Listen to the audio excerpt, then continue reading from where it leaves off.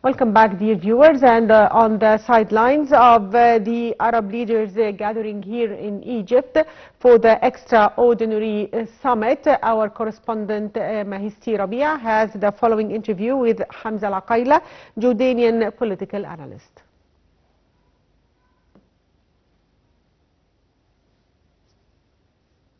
And on the sidelines of the Arab summit, the extraordinary summit on Palestine, we are very much delighted to be joined by Mr. Hamza Akyla, our Jordanian political analyst. Thank you so much for being with us. سيد حمزة العكيلة، مرحبا بك في القاهرة. أولا مرحبا ستي. كيف ترى المشهد في How do you see the situation in Palestine and the current issues that are going to be discussed today in today's gathering in Cairo with regards to this very important meeting that is being held specifically to focus on Palestine?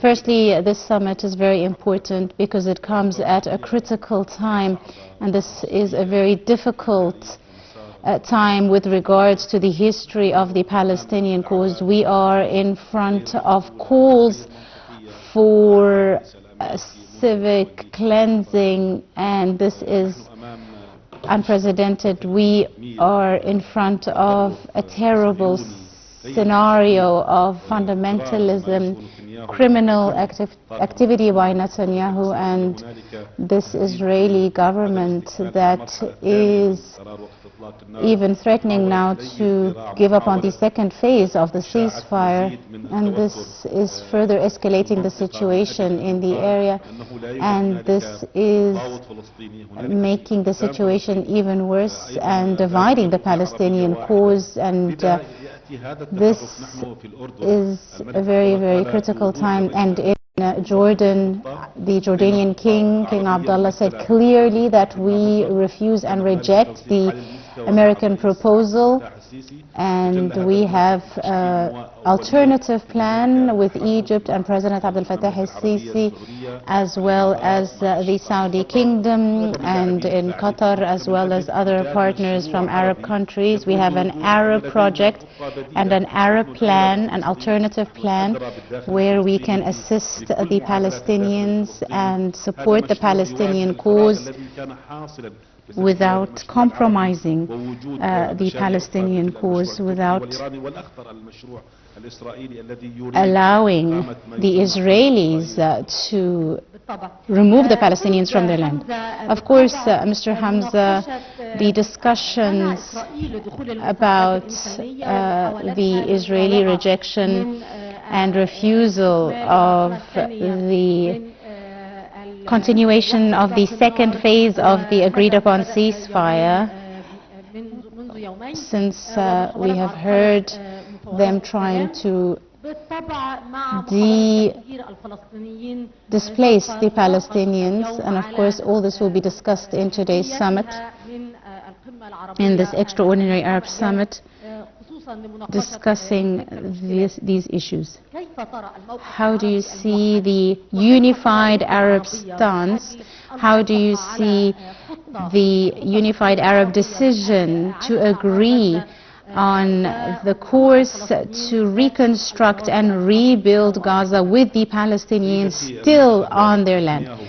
Let me tell you, Netanyahu does not want peace. Netanyahu does not want any progress with regards to reaching a Palestinian peace, and this, of course, to displace the Palestinians from their homeland, and this is to show that we have a great strife in Gaza.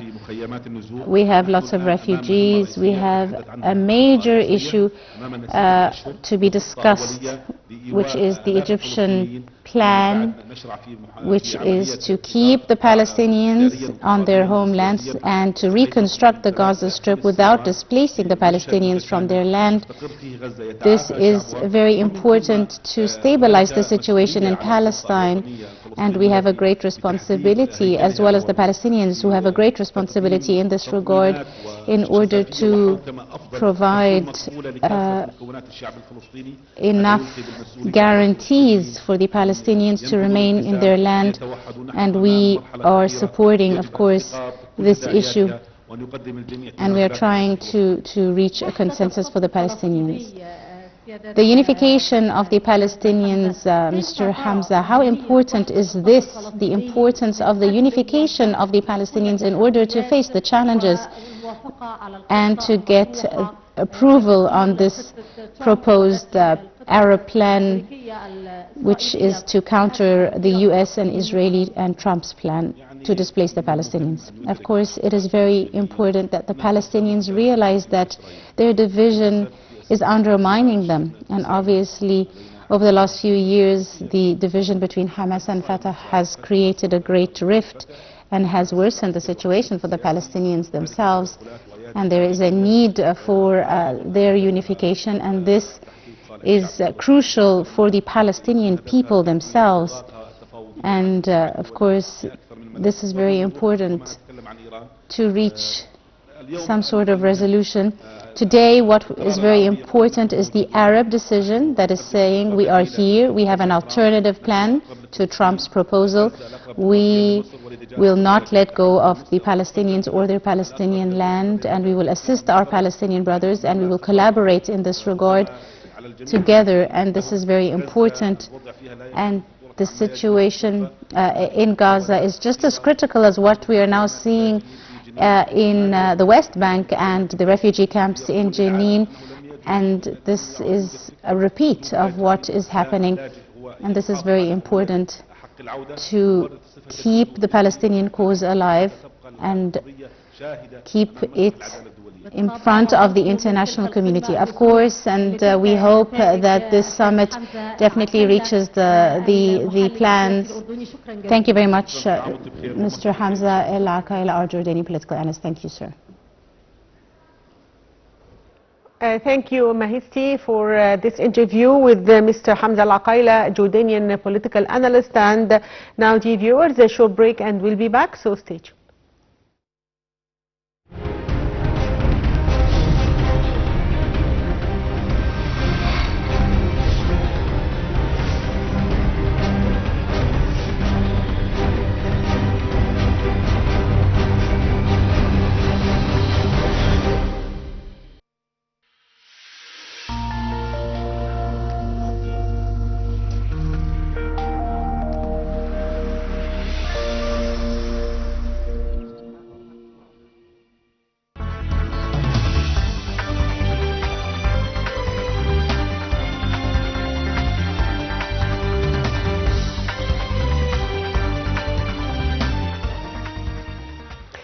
It's exactly 2 p.m. in Cairo. Time for the top stories. Arab leaders gather in Cairo on Tuesday to discuss an alternative to a widely condemned plan from U.S. President Donald Trump to assume control of Gaza and displace its Palestinian population. The Arab Summit on the territory's reconstruction comes a day after Israeli Prime Minister Benjamin Netanyahu again gave his backing to Trump's plan. UN estimates have put the cost of Gaza's reconstruction at more than $53 billion after a devastating Israeli genocide war. Arab foreign ministers met in Cairo on Monday for a closed-door preparatory session. The head of state of several Arab nations are expected to attend. Trump triggered global outrage when he first floated his idea for the United States to take over Gaza Strip and turn it into Riviera of the Middle East while forcing its Palestinian residents to relocate to Egypt and Jordan. Trump has since appeared to soften his stance, saying he was not forcing the plan, which experts have said violated international law. The Israeli genocide war has destroyed or damaged most buildings in Gaza, displaced almost the entire population, and triggered widespread hunger. The Israeli genocide war has killed nearly 48,400 Palestinian civilians.